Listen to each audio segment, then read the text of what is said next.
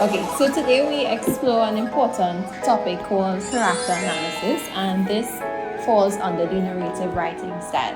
So, in our essays, we have characters who we need to bring to life. In order to bring our characters to life, we must cover a few points. So, your characters, they must engage in dialogue, they must engage in action, and we must physically describe them.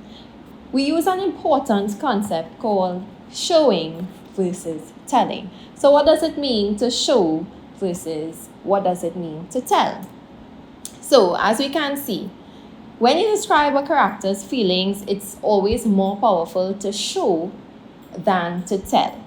So, showing the feelings of your characters would involve their facial expressions and their body gestures or their movement. So, let's look at an example, okay? On your screen here, we can see Mr. John, and Mr. John is very angry. Now, if you were to tell me that Mr. John is angry, you would say, Mr. John is very angry, or Mr. John was very angry. Very straightforward, very to the point.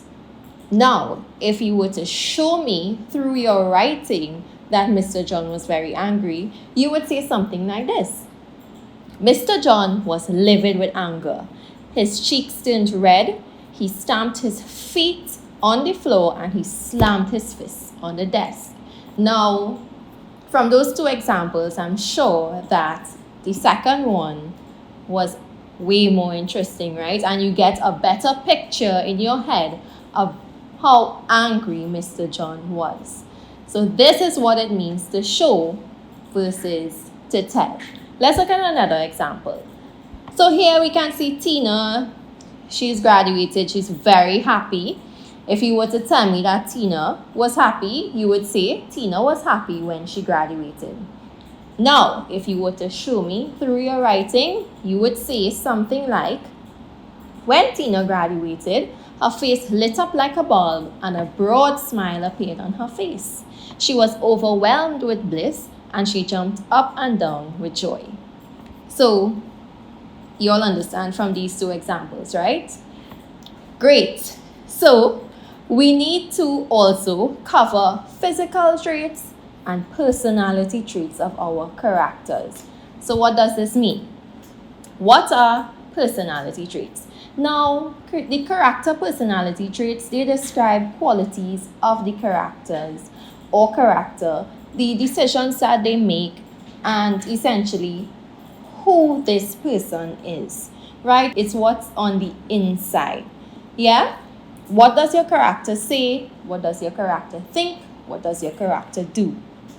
For example, if you enjoy taking care of those around you, you enjoy being a good friend, a good brother, a good sister, we can describe you as a caring person, as a kind person. So that's a personality trait.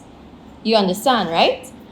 What do you think are physical traits then? Physical traits are the characteristics about a character using only what's on the outside. So personality traits, we use what's on the inside. Physical traits, we use what's on the outside. So your appearance. Are you tall? Are you short? What type of clothes you enjoy wearing? Are you sporty?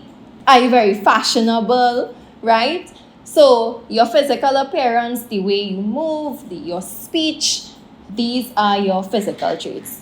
You all understand, right? So let's look at an example.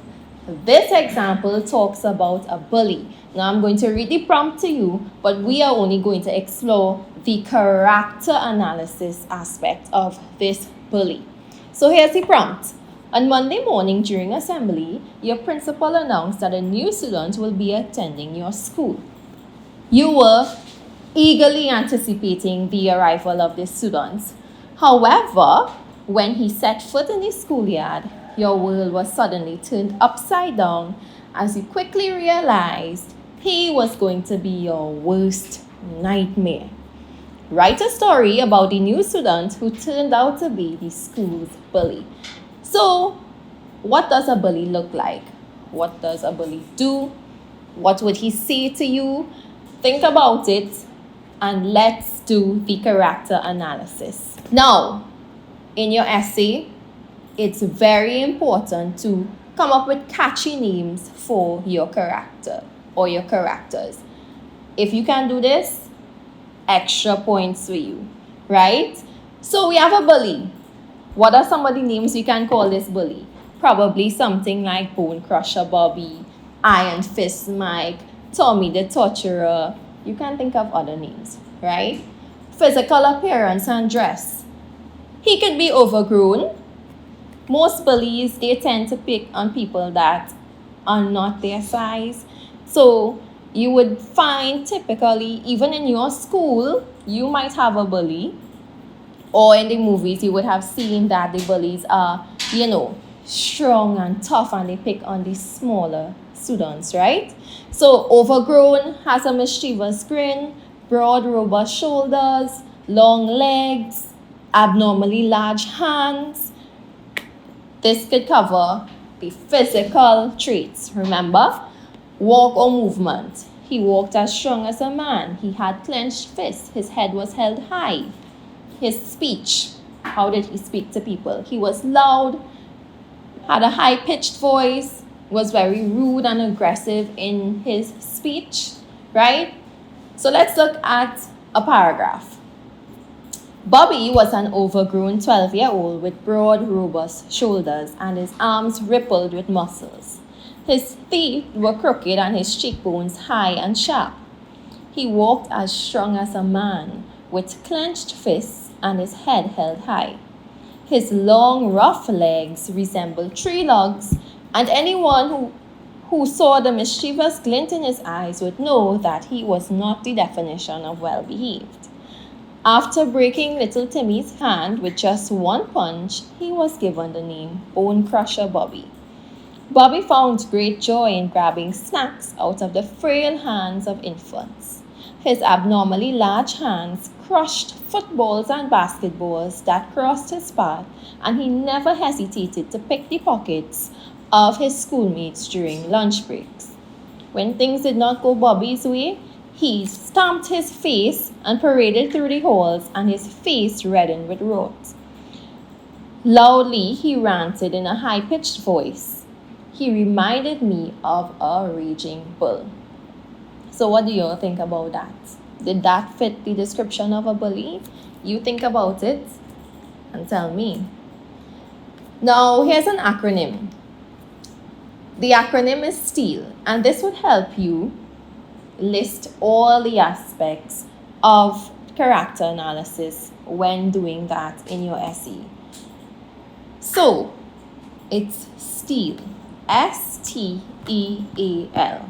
The S stands for speech, T, the thoughts of the character, E, the emotions they experience, A, the actions, and L, the looks. So, what does the character say? How do they say it? That's speech. What is revealed through the character's thoughts? That would be your T for thoughts. Emotions, what emotions does the character show? Actions, what does the character do? How do they act? And L for your looks, what does the character look like? Okay, that's a wrap. See you guys in the next class. Bye.